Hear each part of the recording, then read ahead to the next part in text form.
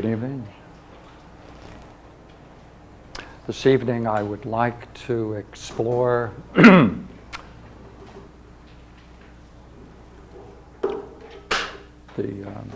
subject called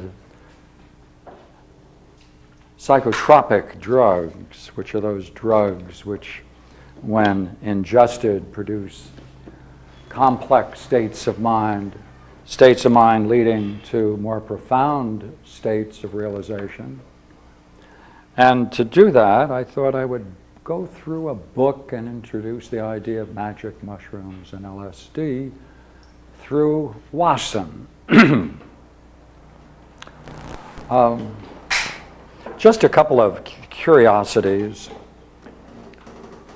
We appear, when I say we, the intellectual world, which is very slow, very ponderous and slow to come to insights, started exploring the Eleusis mysteries, going backwards instead of forwards. That is to say, when Hoffman discovered LSD 25 in 1943, and the impact of that discovery caused Wasson to become interested in Aldous Huxley, and so he journeyed to Central America in the hunt for magic mushrooms. And thank goodness he discovered some. And that was in 1952 he published his great work. Then Wasson met Hoffman. They got to be friends as a result of their similar interests. And in July of 1975, Wasson asked Hoffman, the chemist who discovered LSD-25, he said, "I'd like to know your opinion whether or not the Greeks could have been using some kind of psychotropic drug in the Eleusinian mysteries." Well, Hoffman took that and he said, "Well, that's a very interesting question." And so he began exploring this subject through the back door. That is to say, he began exploring to what degree you can say they were psychotropic drugs available in the Greek world, and whether or not, if we could identify them, whether it would be possible to get a description of them, especially their effects, and then go back into literature and see whether there's some match between the literature in the ancient days and the current literature and the current reports of people who are ingesting these substances in today's world, which is a rather backwards way of studying things. But that's the way we do things, and better that than nothing, right? So better that than nothing. So Hoffman then did the study, and it's reported in this book, and it's a very beautiful book, and I want to recommend it to anyone who have an interest in the subject. It's a very beautiful book, and it's by these three authors, Wasson, Rook, and Hoffman. And I'd like to read a couple of sections of it because I'm going to use it in order to explore an idea that I've had for a while. Not particularly new, I might add, but I think nonetheless interesting. Now, Hoffman then went and said, well, look here, it appears that it's quite obvious that there is a certain relationship between ergot on wheat, not on rye, on wheat,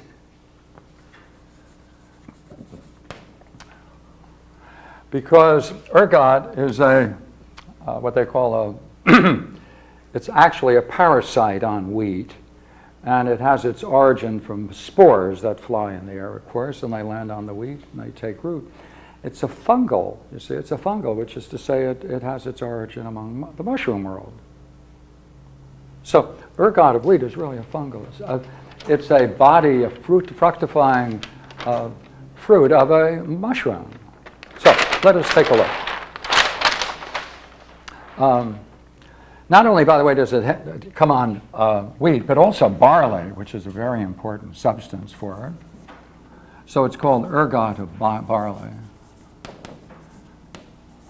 And therefore, and I'd like to go each one of them, lolium and especially paspalum, which is the most important one for this evening's talk. Now, in order to explore this idea, what I think is a very nice way of introducing it, Wasson says, let us first raise the question of whether or not the Greeks were into herbs, were they herbal people. And he has a very, very interesting way of approaching it. He goes back to Homer, and I have a couple of quotes from Homer that I'll read to you. Essentially what he says is that wine drinking in those days, in the classic period, is not something that was done the way we do it today, which is basically we drink wine, and it's got a cork, and the cork keeps it in the best of its condition. He said in those days they didn't have corks. They had to use different substances which had a camphor, primarily camphor, and had a terrible taste, and therefore the first thing you had to do when you open up a keg of wine in those days is handle that problem of camphor in your wine. Herbs. So therefore, they explored, they didn't drink wine straight. When they did drink wine, they diluted it usually 1 to 3, 3 parts water, 1 part wine. Because their wine, they kept saying, was so intoxicating, and if drank purely, they thought it would bring about madness. So the Greeks, therefore, developed this idea of each household would bring together a variety of herbs to add to their wines. And I have a section from Homer, which is a great quote, I think, from Helen in the Odyssey, and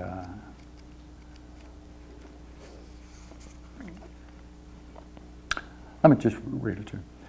The hero Menelaus, companion in arms, Asphalion, poured water for their hands, and once again they touched the food before them.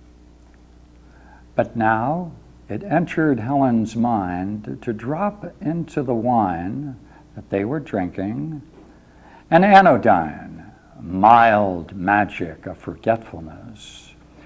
Whoever drank this mixture in the wine bowl would be incapable of tears that day.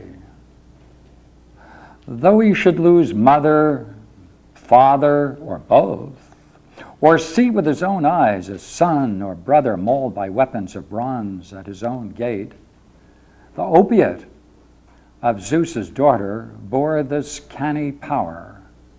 It had been supplied to her by Polydamon, mistress of Lord Thun in Egypt, where the rich plantations grow herbs of all kinds, helpful, maleficent, and no one knows medicine as they do.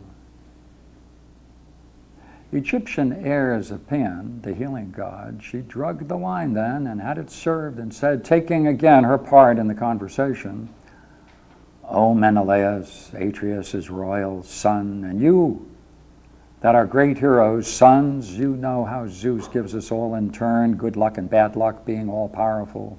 So take this refreshment, take your ease in hall, and cheer the time with stories. So she set them up with a great drink of opiates and different herbs and mixed them in the wine, and that was the Greek tradition, see? So by this quote that Wasson uses, then he uses many others to show that in those days, every household had their own way of mixing particular herbs together to make a particular kind of wine, which had a wide variety of effects. Now, enough of that. Okay, enough of that. I'd like to proceed going back and forth, make a couple of points in order to get to the point I'd like to explore. Oleum, which is really tares or wild rye, as we call it today. And then there's ergot, each of these are an ergot. Early of Palspaum. Now this is a very interesting ergot of Palsium. This is really a grass, very common throughout the entire Mediterranean region. And it contains ergine and ergonovine and an LSD ammonide. So what's so significant about this particular one, this grass? It grows wild throughout the Mediterranean. And it is subject to this ergot, which is a fungal, carried by the wind, and therefore it's a parasite on the plant. And during the seeding, these ergot, that's very much similar to the seed, except it has a peculiar turn to it. Actually, it has a very peculiar turn. It has a kind of interesting shape, and therefore they sometimes call it the rooster's tail, right? Because it has that aspect to it. So, in any case, when it drops to the ground, right, something interesting takes place, because that causes, therefore, the germination of the Calvicipes purpurea, which is a fancy word for our paspalum, wild grass in the Mediterranean. Particular kind of grass. Carries on this particular kind of ergot. And when you remove the sclerotina, which is really nothing other than this, the seed, drops to the ground and fertilizes it. Now, it has this appearance. It has this appearance when it grows. Many mushrooms on one particular base. And these mushrooms then begin to be the basis of much of the Greek art. When they're drawing and they're sketching mushrooms, they often use this particular mushroom as the mushroom to show in their pictures. Now, Wasson asked Hoffman, I would like to know whether the technology of the Greeks could possibly have been of such a kind and quality that when you did get these psychotropic drugs in native plants or herbs, how they could have extracted it, because it's like LSD, 25 is extremely expensive extraction process to get it finally in the soluble form. He says, but this is not. This is soluble in water. It's direct, it's straight, it's pure. It can be as strong as you want the solution. And when it dries, it can be used in powdered form. Now, when you talk about this kind of property, it has a long life. That is to say, like it has a long shelf life. It's potent for a long period of time in the powdered form. Therefore, Hoffman said that since this grows right around Ilias, the great mystery center of the Greeks, he said, you know, this is most likely, it's likely to be a combination of two things. The ergot of the wheat, he said, that's quite in evidence. He said, but it's most interesting that it probably was the palsum, right? The paspalum, the grass, the two together could have produced the kind of mixture because it's soluble in water, easily available. The fields right next to the Eleusinian Mysteries was a sacred wheat field that was sacred to the Mysteries. And as you probably know, the Eleusinian Mysteries had a 2,000-year reign. And they were finally closed down by the Christians, of course, in the 4th century. And that ended it. But in terms of archaeology, the site at Ilias, you can find that the archaeological changes of these old buildings go back to 2,000 years. And therefore, according to Hoffman, the fields were involved in such cultivation over such a long period of time, it's inevitable that they would have reached the same conclusions he reached, which is that it's quite easy to see that When you're working with ergots, you finally get an insight in the basic substance. You begin to understand how they're put together. There's nothing, you don't need a test tube for it. You don't need any scientific apparatus. You might need a few subjects. But evidently, when you're talking about psychotropic drugs, there are often several people who'd be willing to try them for some curious reason. Now, I'd like to read a couple of things about this now, just for a moment. Sclerotonium, by the way, sclerotonium is the seeds that drop. And it's these, the reason they call it that is because anything that has a long-lasting life that still has a potent power to it is given that generic name. So, of course, it's a nitrogen-containing alkaline substances, as you undoubtedly know. In any case, I'd like to just read you a couple of paragraphs that I think are very significant in this. There's a chapter called Solving the Eleusinian Mysteries.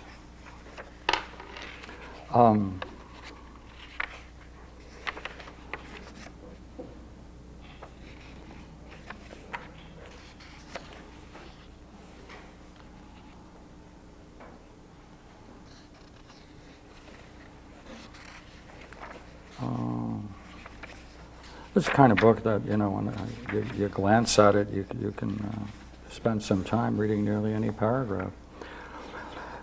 I'm in chapter 4.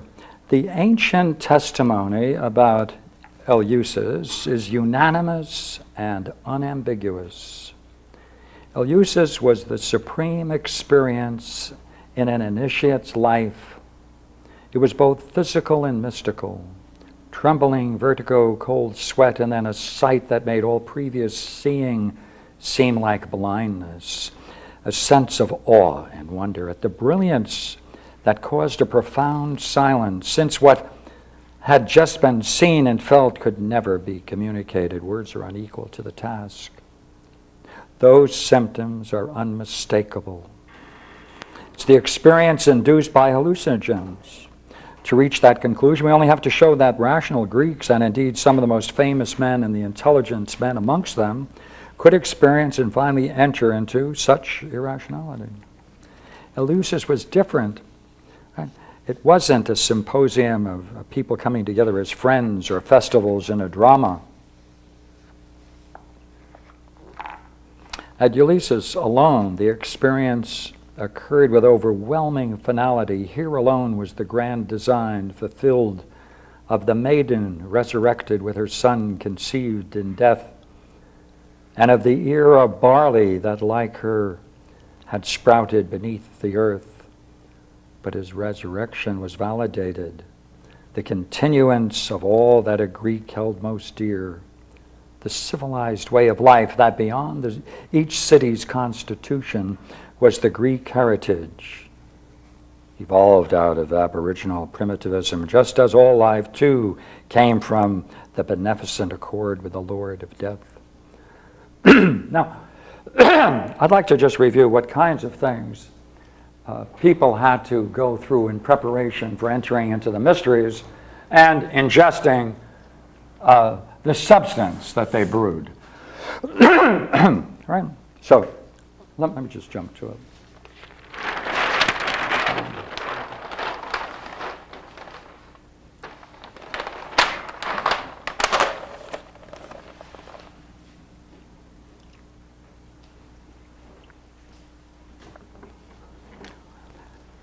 From what we can gather from the literature, people studied for approximately 6 months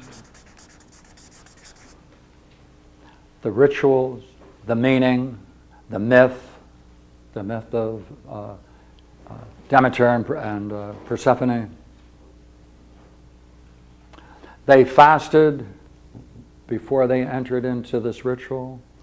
They bathed, they abstained from all kinds of taboo foods. They offered a sacrifice. The sacrifice often was a pig.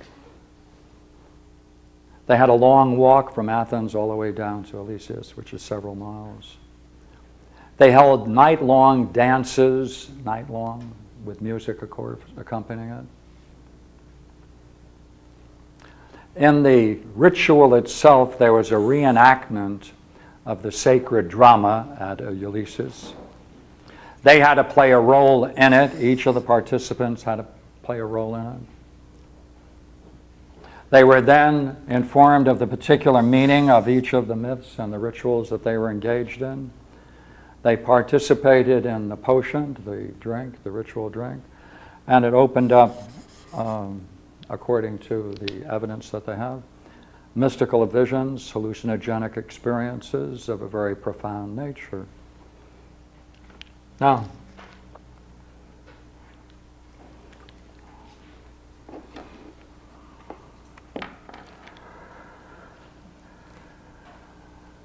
they had months of learning and rituals preceded the revelation on the mystery night, each action programming in further detail the meaning and substance. The full ramifications of that vision lay ahead. The initiates would sit on the steps in the initiation hall. They had learned the secret version of the sacred myths. They bathed in the sea. They abstained from taboo foods and drinks, sacrificed a pig, taken the long walk along the sacred way from Athens. And in the initiation hall, there was a final ceremonial dance of the priestesses, carrying the chalice of grain upon their heads as they mixed and distributed the sacred potion. Herbs associated with the illicit nature of the abduction, immersed in water in which was added a sprinkling of flour from the barley grown in the plain above Ulysses.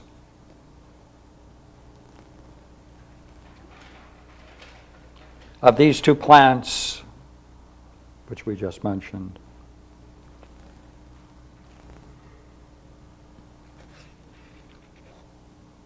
the initiates drank and then paused, expectant for a redemption, while the Hierophant chanted the ancient words. Then suddenly there was a light, and the boundaries on this world burst their bounds as spiritual presences were felt in their midst. The hall was flooded with glowing mystery. It's a reenactment of the sacred drama.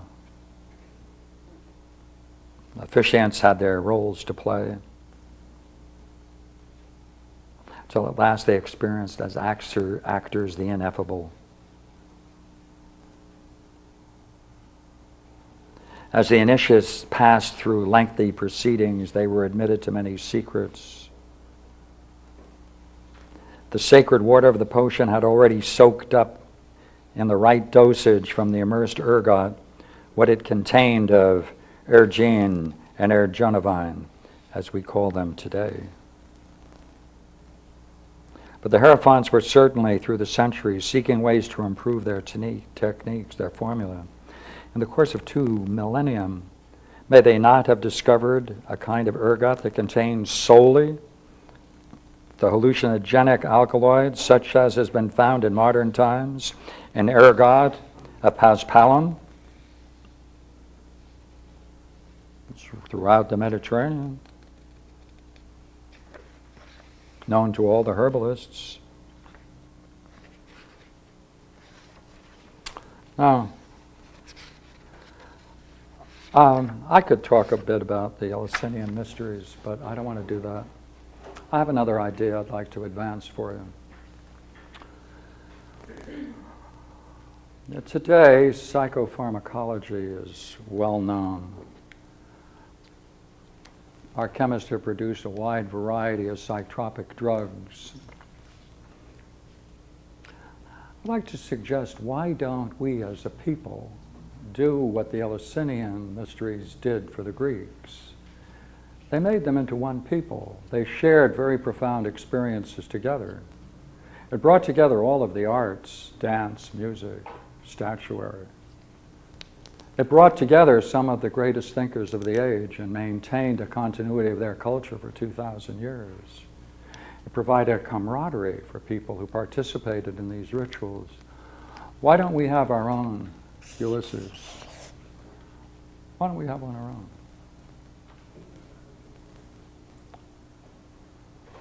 Let's build around it the best of this, make it unique. Look what we can do with a rat. Look what we've done with a rat in our culture.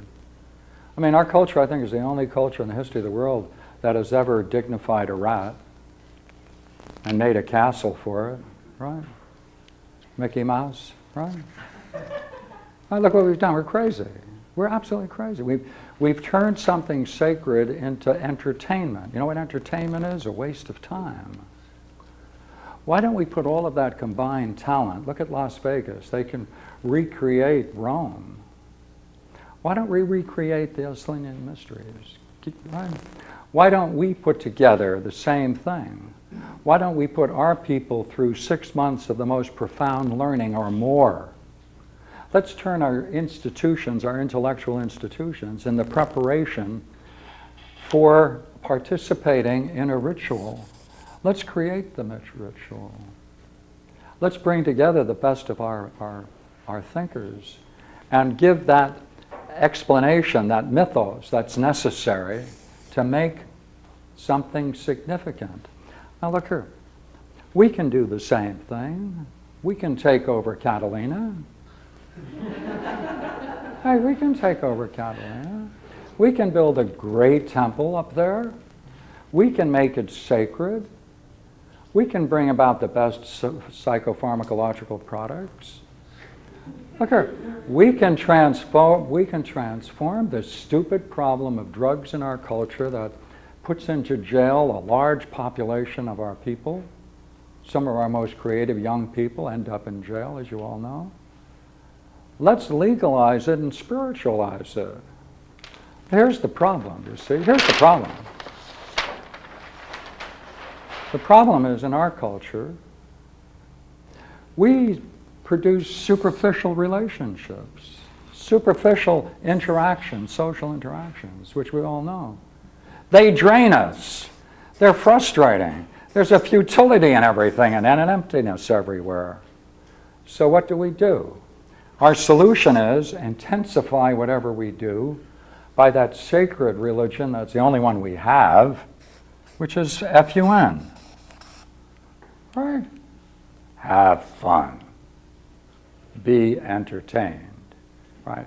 You sit there, let someone else go through something, and you smile, laugh, cheer, weep, and cry. Right? Why don't we just transform this? Let's say, look here, this is the problem. People get involved in human relationships, sexual relationships, casual relationships. It's all casual. Why don't we do what the Greeks did? Why don't we just turn it around? Let's turn it around. Let's get together and turn this cookie around so that then we can get the best architecture, the best music, the best graphics. Let's bring in together all the kind of the electronic means that we have at our disposal. Let's create a World's Fair for the highest purpose, a spiritual purpose. Now look here, see what's wrong? This is what's wrong, you see? The reason this is the way it is only for one reason: words. Words are the problem. You can't indulge in any of the superficial relationships without agreeing not to put into words where you are, what you see, how you feel. What I'm suggesting at this point is, look here. People can take LSD 25 or these other substances at a party. They can turn it into entertainment. It could be just as entertaining as superficial as it was for the Greeks. Why do I say that? He's got a great quote of a great scandal that took place at 415. At 415, there was a scandal in Athens. The rich got onto the idea of what kind of substance was being used at the Eleusinian mysteries. What did they do? Just what the rich do today. You take something sacred and you make it profane. You take something noble and you make it into a game. You rob it of its dignity and its spirituality and you call it fun. So let me just read you one great line here. Indeed, the herbalists, other than the hierophantic families, may have shared in this discovery, the discovery of the paspalum, which is the everyday grass that has this particular ergot.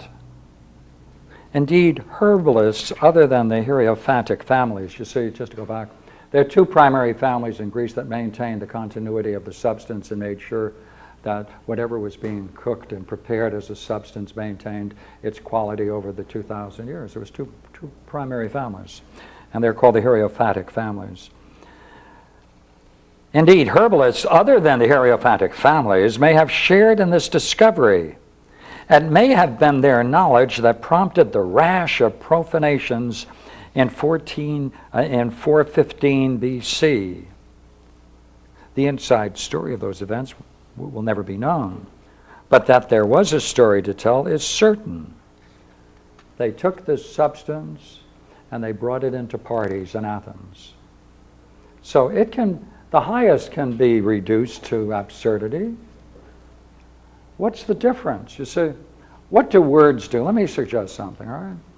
In any relationship you have, and you can take it from one kind of physical event to another, it doesn't make any difference, as long as you're talking about a relationship with someone of the same sex and someone of the other sex, all right?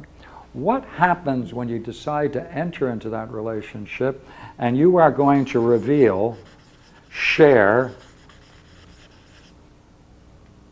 the most meaningful level of your own existence, and especially why you're there? What does that do to it?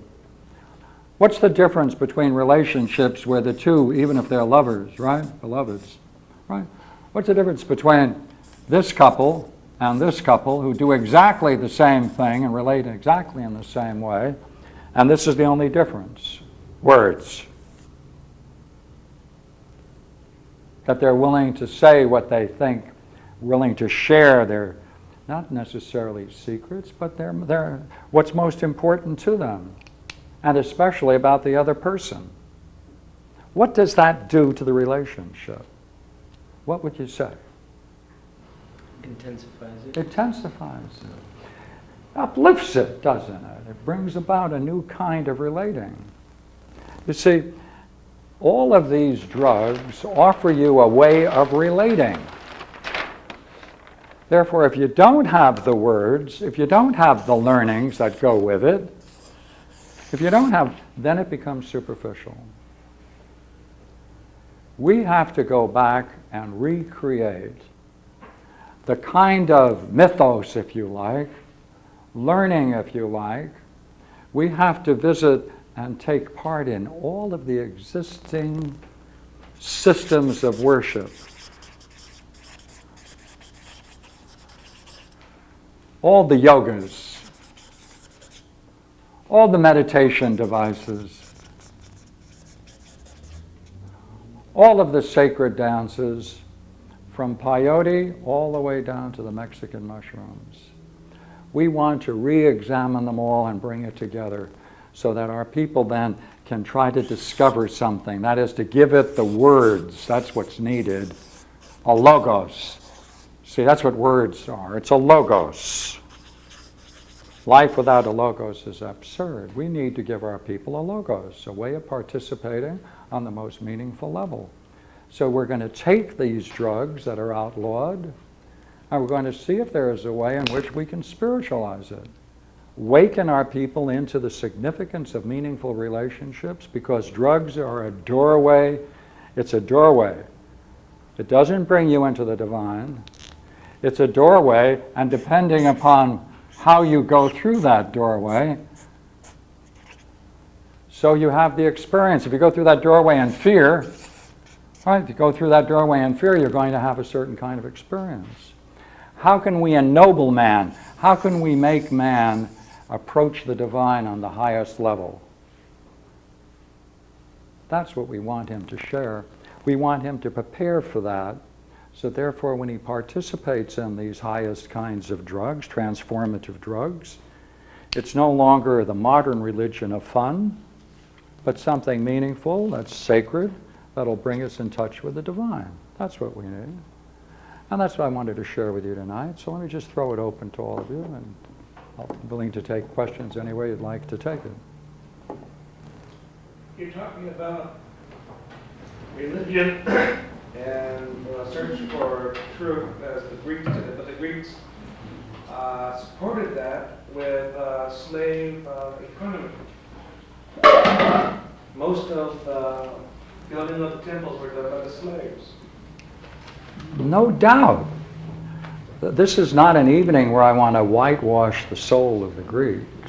You know, what I want to do is I want to say, look, they had something going for themselves. Let's only take the best that they had. Let's take it with our view of law and justice and make it greater than they had. Absolutely right. That's right. This is not a, I'm not trying to. Well, the Greeks allowed the irrational to be part of their life in this religious way. We don't do that. We're scared of it. We, in 1968, we outlawed all this stuff, even though there was no danger, any dangerous experiences that people had with it, say the mushroom, the sacred mushroom. They didn't have any dangerous experiences, just through the cattle, because we're afraid of these irrational spiritual states. We just don't want that. Well, it can have serious side effects to people who have trouble with serotonin, whether it's a blockage or uptake. And people who would abuse it would be seriously Absolutely right. damaged.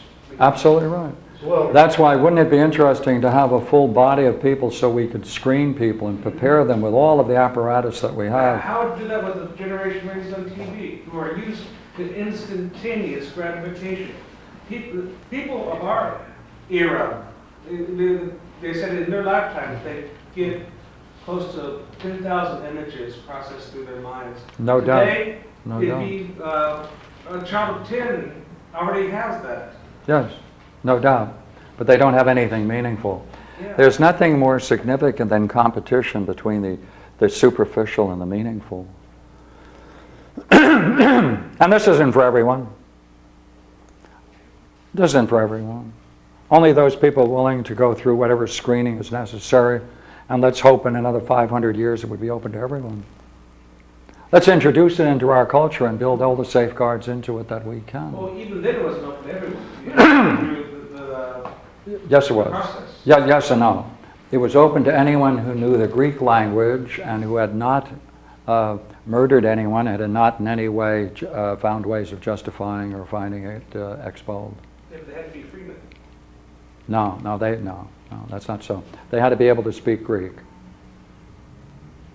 They only had to speak Greek. There are many stories of all kinds of people who were allowed into it. There's a very famous story of a young man who fell in love with a prostitute, and every time he sent her gifts, the madam took them over. So he said, I know what to do. I'll prepare to take her to the Eleusinian Mysteries. And so he went from Crete to the Eleusinian Mysteries, and of course the madam went with her. And a wide non-slaves, slaves, Greeks. Statement. You see, what if you're going to fool around with anything like this, and that's powerful, you have to have a ritual.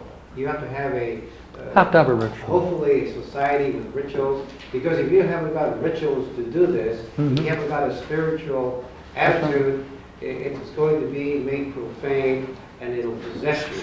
When you enter the other side through drugs, you enter an alien state for us, because we're so educated and civilized, and we don't know, it's very instinctual. That's right. You don't know how to handle it. It's going That's to right. take over your mind and your emotions. That's right. And you're going to become. It's rough. We need a It has to new. be ritualized. Totally agree. We need a new class of people who can be guides to this kind of an experience, who can screen, who can bring people in it.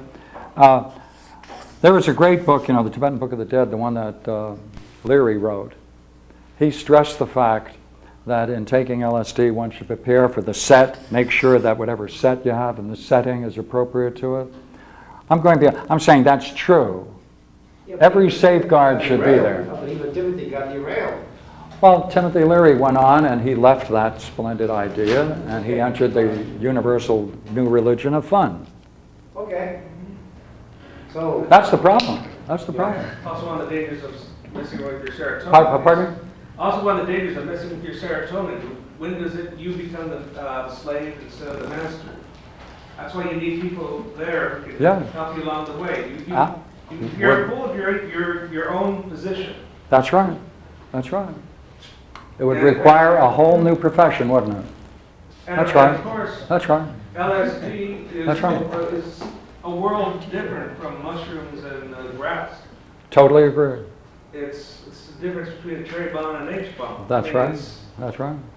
And Larry was one about as if it was peyote. And it's That's not. right. It doesn't leave your system. That's right. Remember That's right. It changes, and the serotonin levels are changed. Yeah. Remember the third guru in the Harvard school? That was Timothy Leary, Ram Dass, who was called Richard Alpert, Richard Alpert. and the third guy. Yeah. Alpert. Yeah, that's right, Ralph Metzner. Metzner. Ralph Metzner. I saw him Yeah. at the Stanford psychedelic conference back in 1992, and he was saying that, and I loved him for saying it. He said, anytime that I hear about an artificial drug like ecstasy, which is artificial and made by man, he says, I immediately think about what is the natural plant for it. That's right. Because That's he right. knows Work that backwards. the natural plant is the only way to go. Yeah. No. Yeah. See, that's why LSD is dangerous, because it's made in the laboratory, isn't it? To a certain extent? Yes. It was. It's a synthetic. Yeah. You see, that's Synthesized. Totally synthetic. Yeah. Man doesn't know how to make. It's a form of serotonin. That's right. Yeah. But nature knows how to do it. Yeah. Yeah. How often did they go to the? Most people only went once in their lifetime. That good? A large number. Once is enough. They said, wow. That's a long-lasting wow. Awe-inspiring wow. I've been grappling with this idea of natural hallucinogenics versus the laboratory itself. And I've come across this drug called DMT. If you're familiar with that. Now, that's apparently supposed to have the most profound effects from the writings that I've read and a lot of the reports online. And interestingly enough, it's apparently something that's like we're carrying. It's produced in our brain. So wouldn't that suggest then that the divine, as you were discussing earlier, has to be an organic addition to our planet, as opposed to something that is created by us? Just to go right with you, if there is a particular substance, whether it's synthesized or whether it's natural, that produces some kind of a mystical or profound state, and then we take a look at the brain secretions, right? And we look at serotonin, and we see the relationship between that and what is being ingested, like LSD 25, we see that it's quite similar in chemical composition. Therefore, the other side of this study should be, what kinds of practices, what kinds of life can man discover that can make it independent of that substance and produce within ourselves those kinds of changes which can bring about that substance within ourselves, by ourselves.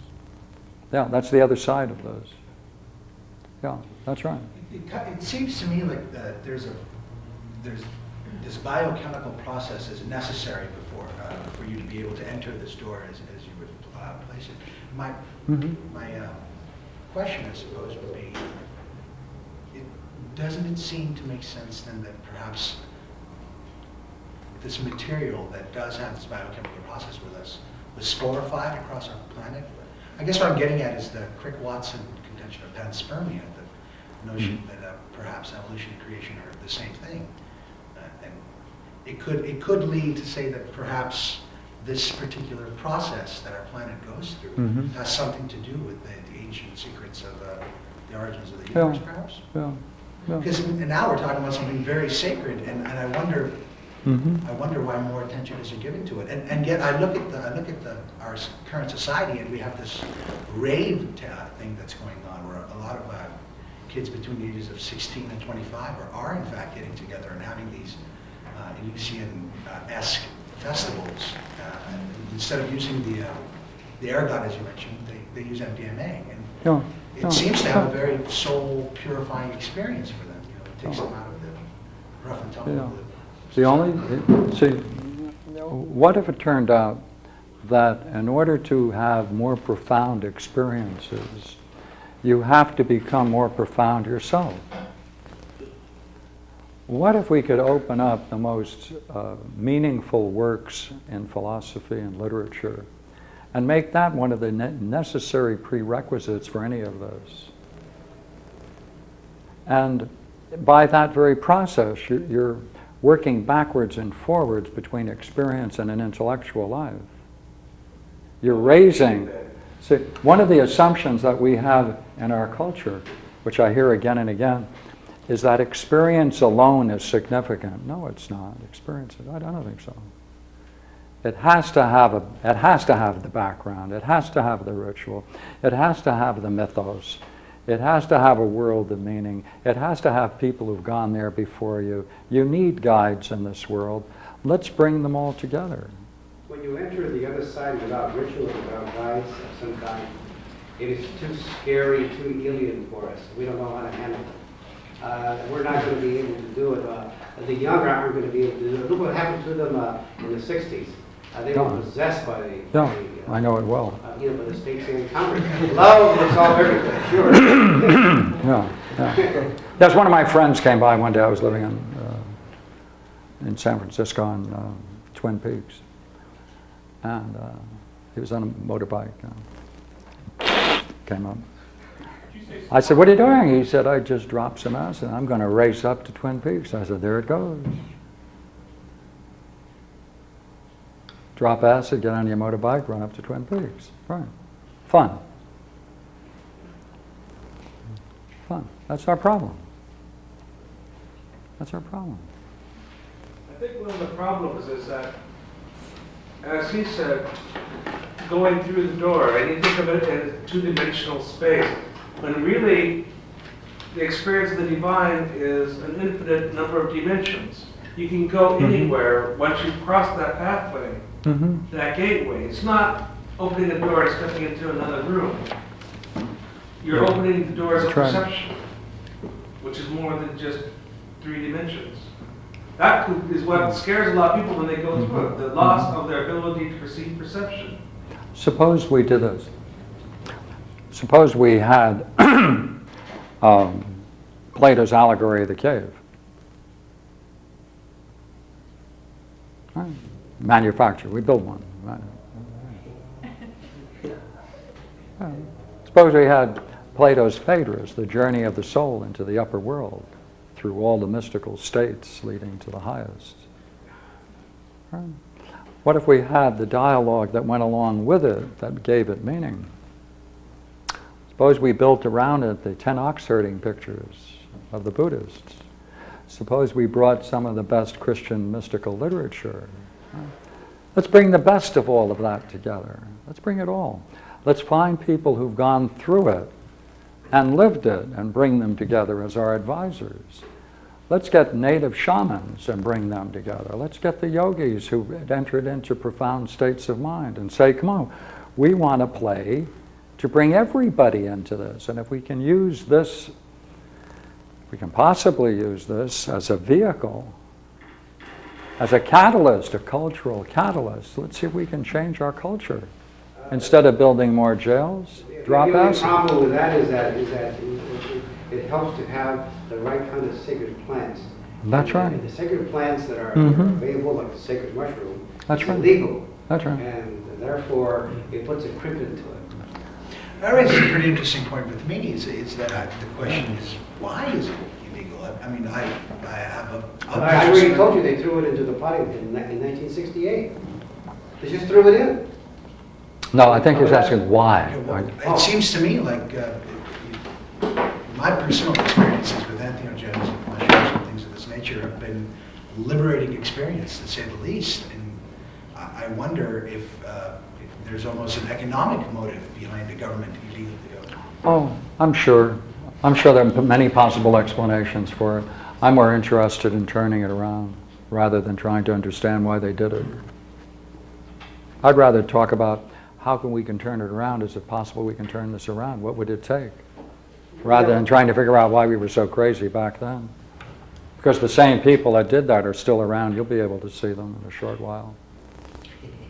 What are some good actual ways to help turn it around? For instance, Terrence McKenna thinks he needs to hang out in Hawaii, keeping it low key. In his gardens. Right, because it is the government, it is so oppressive, and you can, you know, obviously go to jail for a long period of time for potentially having some of these substances. So what's the best way to get it going except buy off a country. Do it secretly. Move it to Holland. I mean, transportation is such that I mean, I suggest find the Bahamas, I understand, are open for bids. in reference to somebody else's comment about the You know, ritual, I mean- I think keeping it very sacred is important. Yes. Like you were suggesting Yes. that it can easily slip into the profane, Yeah. but I don't think that you want to have it. You wouldn't want to turn it into an orthodoxy. You wouldn't want it to be so regimented that, all right, you have to go through X, Y, Z steps. You have to take it at 5 o'clock at this certain peak with these particular people. And, I mean, I'm not sure if you'd want it to get so formalized. No units. You couldn't. No units. No units.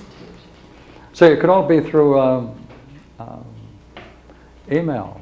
It could all be through websites. People could learn through that. We could free ourselves of these institutional monstrosities. You know, they're all museums, intellectual. You know, university is an intellectual museum. Yeah, I mean, formally and the way it's built, everything. This would be alive. We would have to, you know, we'd have to have enough people like yourself in it to say, look, let's keep the spirit of freedom alive. Otherwise, it will die. Yeah, that's right. I totally agree with you. You know, I suggest that it's already happening in our culture. I think there are a few people around especially in California, maybe in other states, that are already using sacred plants, because I think the entrance is through sacred plants into the doorway. And they haven't come out public yet. They're still in the closet. When enough people get enough experiences, it'll take a great number of years. You can't do this stuff in a few years. It'll take 7, 8, 9, 10, 11, 12 years of use by people on their own, secretly. And when the time is right, I think that they'll start coming out almost simultaneously to use Rupert Sheldrake's concept of morphogenetic fields. Wouldn't it be interesting if someone writes an article on claviceps, the grass you can go in your garden, and shake out the ergot, and it's soluble in water and it's pure, and you can dry it out. It'll stay around for a long time. You can't pass a law against grass, that kind. Right? What kind of grass do you have on your lawn?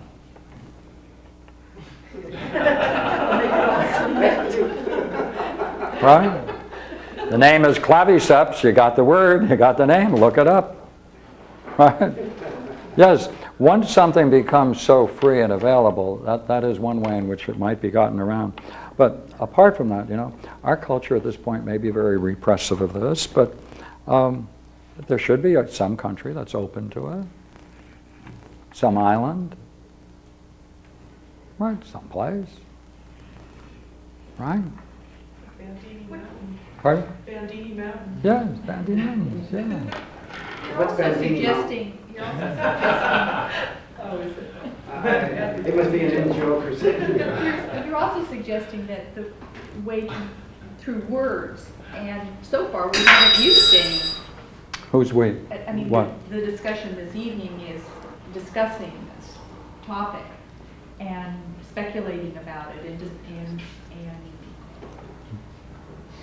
Yeah, you're quite right. in that sense, that's using words to make the possibilities possibly more meaningful, not without even having taken it. and what are the No. options, and in that sense, just talking about it and opening up those doors and making it available for consideration and speculation and discussion, No, I think may be a way to do it without the repressions, at least at this point. Do it without the repression? Well, you're not going to be taking the drugs if you're talking about it. Oh, yeah, Unless that's they right. put Oh, a the stamp on speculative it. side, we're free. Yeah. Yeah, You take- it's quite true. You can't take it in here. All you can do is talk. That's right, we can talk about it. Yeah. We can build a word castle. Yeah. But yes, I was suggesting, though, the allegory of the cave, Plato's allegory of the cave divided line. I would also include the Tibetan Book of the Dead, the Phaedo. See, the Platonic literature is rich in symbols and images and mythology. It might be readily transportable, as well as some other systems. That takes effort. Oh, yeah. Too many of these kids nowadays can't put two words together. All we need is They the become creative. all we need is the one who can put three. But see, I don't mean that facetiously in that sense. What I mean is that it doesn't have to be for everyone. All it has to become is an ideal. And if we can make the ideal as significant enough and challenging enough, there's going to be people who are going to be attracted to it. I mean, look what we did with this rat psychology in Anaheim. I mean, really, look what they did. I mean, look, it's astonishing what they did, you know? I mean, can you think of everything they put in there, and how they move it, how they animate it, what they do? It's astonishing. Why not bring all of that talent for our higher purpose instead of for the goddess fun? She's been Maybe bankrupt it for a isn't long kids. time. Pardon me. Hypothesis, maybe it isn't for kids. But Yeah, maybe what? Maybe this is not for kids. It has to be for people beyond 35, 45, 55. People that have had pain, experience, suffering in life, who are 45. ready to go beyond certain things. Oh, 45. I'll have to wait until I get there, of course. Oh, okay, all right. Yeah.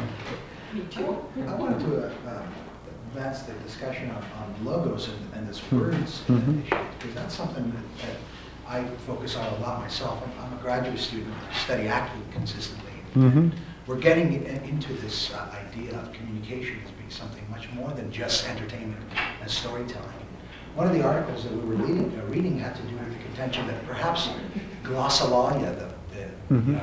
gibberish, Yeah. that might be the particular logos that we might be evolving towards, if you will. And I'm sorry, I'm kind of being tangential here, but in response to what the gentleman was saying, my understanding of entheogens and the experience that I personally have with them has had to do with an increased sense of communication.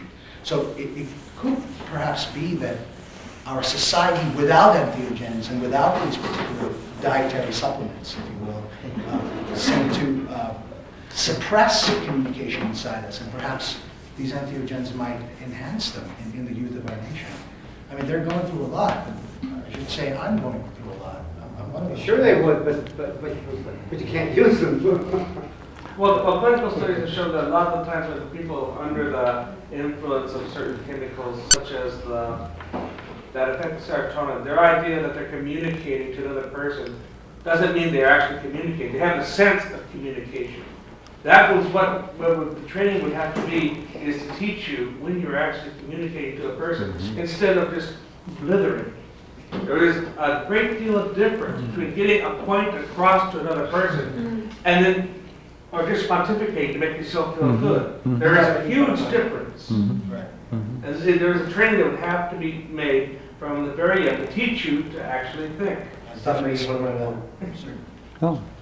If we had 100 subjects going through one of these systems we're creating tonight, wouldn't it be interesting to find out among them who gained the most profound experiences and go through a careful analysis with them to discover what kinds of things contributed? Say we only have 10 out of 100 who reach the highest level.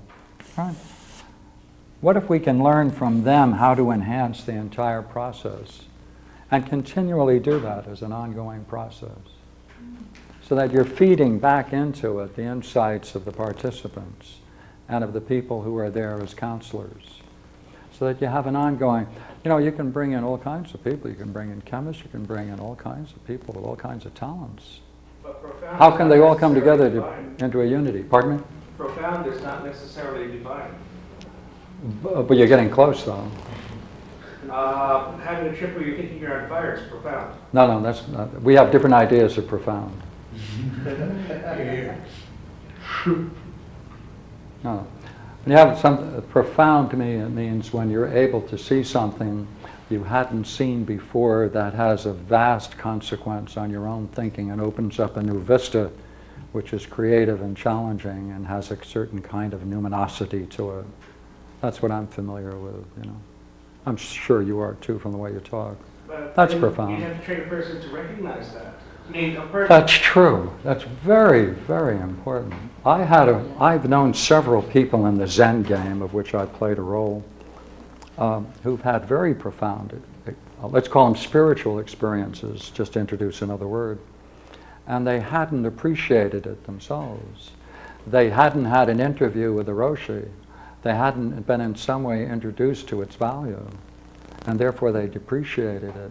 And it was only until later that they discovered by some consequences, some talk with someone who did know, and perhaps another Roshi, of the fact that they did stumble into something they didn't appreciate. When they were opened up to it, they began to see its value. That's profound, you see, that's profound. That's the kind of thing that's significant. Yes, you have to have the logos, that kind of logos. That's Within the structure is the freedom. Pardon me? Within the structure is the freedom. Oh, yeah. Structure is freedom. Oh, yeah. Oh, definitely. Yeah, especially if you have some very interesting axioms to start you off on. Yeah. Oh, yeah. Well, when you have ritual, you have structure. That's, Ritual is structure. yeah, And myth is an articulation of it. that's right. So I'm going to ask you later, next time you come sometime, to bring your brick, right? We'll collect bricks for the new construction. It seems to me like this discussion inevitably ends up in a political pot, if you will, because the fact remains that it is the politics that maintain this cult, for lack of a better term, under wraps. And I think that might be why I might have brought up the issue of the cause of this suppression earlier, because it seems to me like unless we take on the political battle involved with just the principles behind this stuff and erase the myths in society about, you know, movies like Red Asphalt and you know, the terrible things that alcohol brings along to our youth and combining them with drugs. If we can differentiate between the two things and make one more of a spiritual enterprise, then perhaps we might have a better battle in Congress. Which it seems to me like it always ends up there. It always comes down to there. Because mushrooms nowadays are manslaughter if Sure. you're caught with an eighth of this stuff. Of course, anything good is going to generate some kind of opposition and some kind of inner turmoil. So you have to build freedom within it, yeah. And integrity within it, yeah. Look, here's the point where if everyone in this room did it, we're caught, it'd be on the news. If everyone we knew did it, it Yep. might be on the news.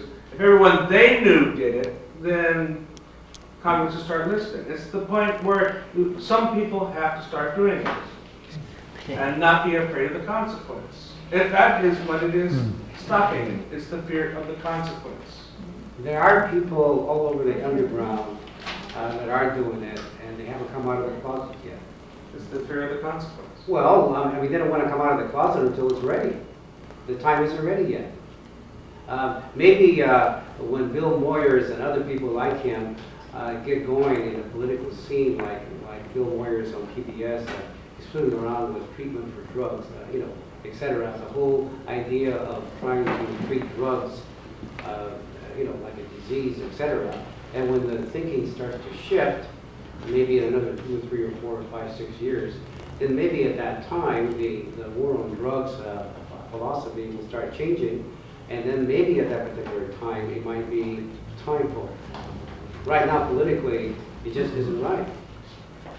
Let me ask you a question, okay? Since obviously a good number of you are familiar with these kinds of things, as a consequence of the experiences you've gone through, have you found later that you were attracted to a certain kind of literature, a certain kind of music, a certain way of being? If so, would you just volunteer some of the names? Carl Jung. Jung, okay. McKenna. McKenna, Steph. Oh, yeah, that's. Pacific. Come on. Pacific. Mozart. Mozart. Beethoven. Bodhidharma. Gandhi. No, no. Tom Waits. Eddie Vedder. Eddie Vedder. Come on, more. Kerouac. Kerouac. Jack Kerouac. Being, not doing. I don't know that one. Michael Chekhov. No, just in general. Oh, I thought that was a book. I mean, being and not doing. I figured that's a new one on me. Stanislavski. Chekhov. Chekhov, come on. Ibsen. Come on. Plato. Plato, come on. Geometry. See what you've got? See what you've got? Jack. What a nice group of people you are. The Greek gods. Don't worry about entering the profound. You're there. Look at that Greek wonderful gods, stuff. Sir, the Greek gods, archetypes. All right, surely. Dementor, Persephone, right? Yeah, that's right. Look, here's the curriculum. It'll grow. It'll all be good. It'll come out of your experience. Then we can share it, can't we? Hey, I'll tell you what I found important about it as a result of this and that trip, right? Hey, how many of you found that your relationships have changed as a consequence of these particular past experiences, shall we call them? Have they? Yes? Are you even looking for something more profound as a consequence of it?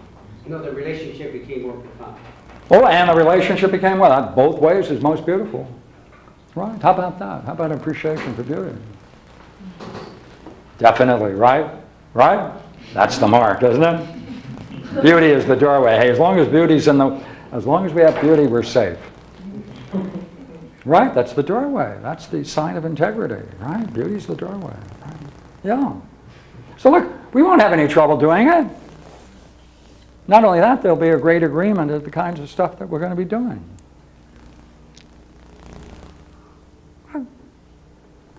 We don't have to worry about one another. Right?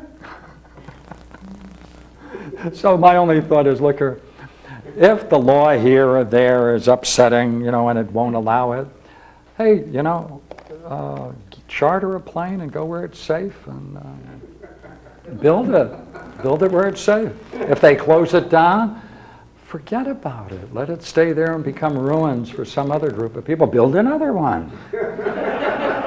Don't worry about them closing it down. Don't worry about it. Let them close it down. More notoriety. Build it somewhere else. Build 10 of them. Until finally, you know what? I want to tell you where I think this is going. I think it will finally go to the point where finally the Eleusinian mysteries will be reawakened.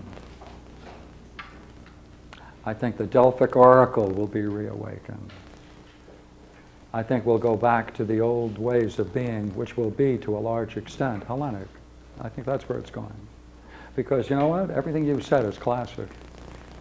The spirit of that classic thought, which is not in Europe. This is not in Europe. We have to do it. We'll do it. We can do it. We'll do it. Now, there is a book I mentioned earlier, and I didn't mention the title of it, but I did say what I'm going to say has some relationship to a work, and I didn't mention the work. Huxley did a book. He died before he completed it, but it was published posthumously, called The Island. Now, I don't know whether you're familiar with it, but that's a book. Oh, yeah. Yeah. And this is exactly where he was going.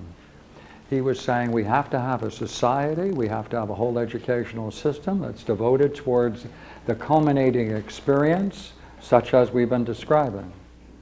So he was going in that direction, and I think it's the right direction. In other words, we can make education meaningful.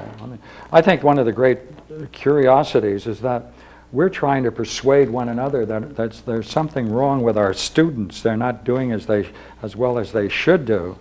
I think it's remarkable they're doing as well on such material as they have. I think it's remarkable they're doing so well. When I was going through it, I was bored to death. Well, most of it. But had they given me McKenna and Carl Jung and Beethoven in class, maybe I would have woke up a bit. You know? Or maybe I had to wait for those other kinds of things to enter the world. Unfortunately, Carl Jung is dead. The Jungians aren't the same thing. Well, that's always true, isn't it? I mean, you know, Yeah, he himself said, "I'm glad I'm Carl Jung and not a Jungian." Yeah, of course, you know. Yeah. Yeah, vision is a property of those that are alive. Yeah. Of course, there's some writers who tend to have a vision that extended beyond their grave. Not too many. They're great. Homer. And he was What was his name? Plato. Plato? What's his first name? Plato. Oh, I wanted to make a note of that. Yeah. Plato, I don't know. John Plato. Now, education would have it, and he was born when and where, and his mother's name was? Yeah. What is it that interests you in this? Pardon me? What is it that interests you? It's obvious. What is it that interests me, apart from what I've been saying? No, I should Nothing. say, why No, pardon me. I didn't mean that as a joke, even though it's very funny. I guess I'm trying to find out what is it that Beauty, I inspired guess. you to take this as seriously. Pardon? What is it that's inspired you to take this topic as seriously as you do? I've lived there. I've lived in this. I've been there. I've lived there. Yeah. When you were living there, what did you see? What did? I mean, did you see beauty? Was it beauty that you saw, or Yeah. comprehended, or whatever term you use? Beauty. If it is you know, it's easier to talk about one's sexual experience in public than it is to talk about beauty. Not that I'm inclined to do that. But I mean, just from people I know of, they can just talk about it as freely as they talk about having dinner. But yeah, I'll say something.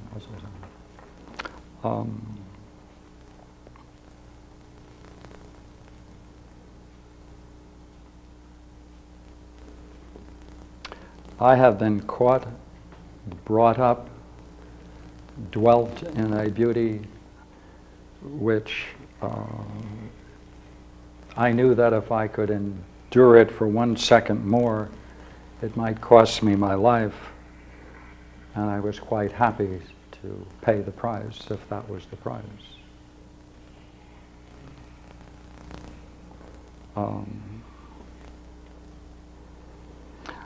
It wasn't until many years later. See, I have gone through this door of drugs, but I first went through it without drugs.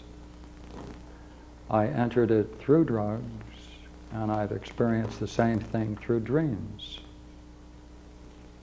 So it has been open for some reason to me, and therefore I can talk about it in that way. I find it very sad that this kind of vehicle is available to people, and our system has closed that down. If I knew of some way in which people could enter that without drugs, of course, I would urge them to do it. Therefore, there are times when I do urge people to get into Zen, go to Zen retreats, go to yoga retreats, go to spiritual retreats. Whatever seems to be significant to you, you know, participate in it.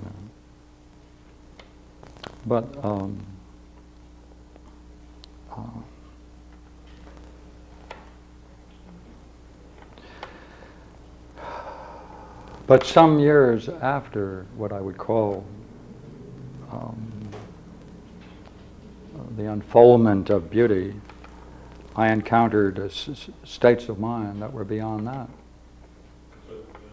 that were beyond beauty. And I'll let that be. So my interest is like sharing a friend or telling a friend about a friend. What's it like when you tell a friend about a book you love? Right? Right. You turn them on to a book, right? But you Same have thing. tools to utilize to make it the experience to a work of art. If you don't have the tools to utilize it, if you don't have the techniques, you're in trouble.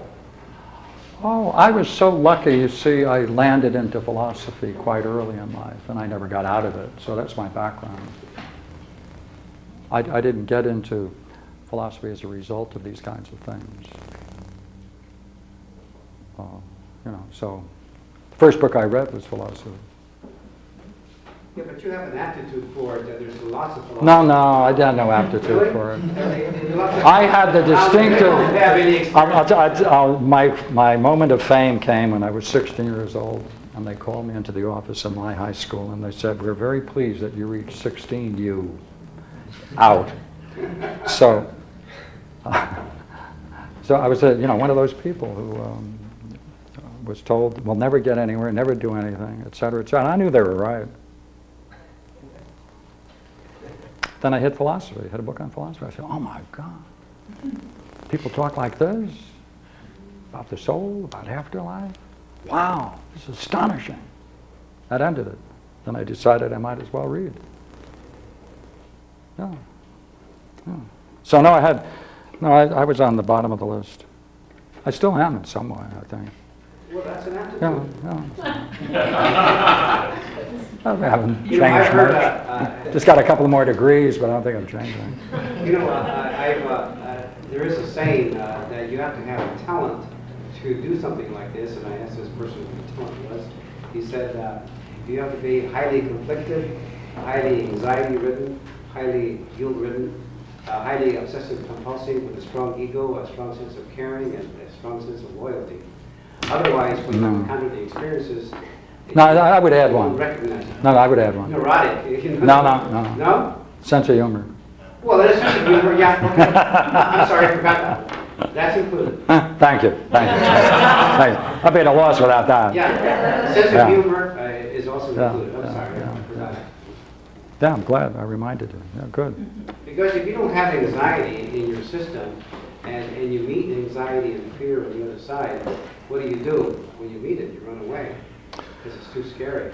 Oh, yes, it certainly is. So people that don't have enough pain and suffering are not going to be able to tolerate because you aren't going to have just nice experiences all the time. Heavenly, you also have the dark side. No. And those are hard to handle unless you're familiar with guilt and anxiety. And, Oh, yeah. That's where Carl Jung comes in. And that's why you need someone to talk to when you're both going up and on your way down. And hopefully, when you're on your way down, you can talk to someone that can help you turn it around. Oh yeah, counselors are vitally important. Right. Well, I thank you very much for showing this evening. I appreciate your attendance.